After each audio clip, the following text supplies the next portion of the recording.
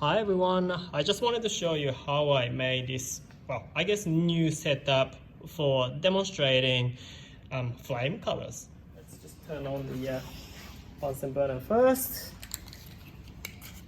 Don't mind me opening the air cooler to start with because it's a bit harder to adjust afterwards once it's in this configuration. I've got strontium chloride.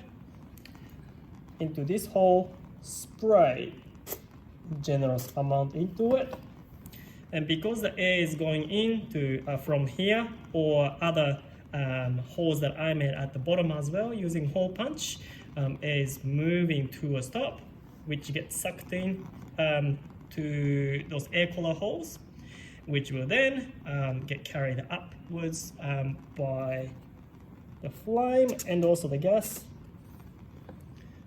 and it amazingly lasts quite a long time.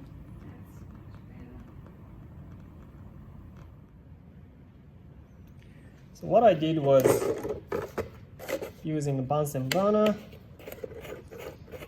and if you twist well enough, Bunsen burner can become three separate parts: the main gas cylinder, maybe, an air cooler, which fits in like so, as well as the bottom plate where the gas will come out from this middle bit. This is just a normal what I call soft drink bottle. I made a couple of holes, so one for the gas tube, one where I put a spray of metal salt into. So let's put that back. So this goes in first, and it's quite tight fit, it doesn't fall out.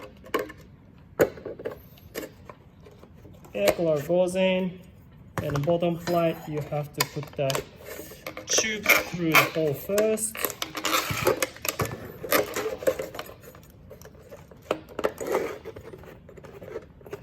And connected it back like so.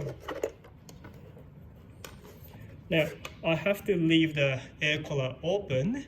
It's not a conventional way, or I guess some people would say safe way of using Bunsen burner, but once it's in this configuration, it's a bit hard to touch the air cooler, so I'll leave it that.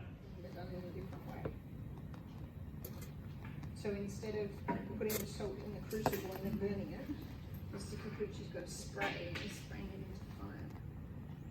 So there'll be green ones and I was concerned about how hot the tip would get. It might melt this cap here, but it's holding up really well. It's hot if I hold it for a few seconds, but it's not too bad at all. Here you go. That's another demonstration kit that I just made with simple materials.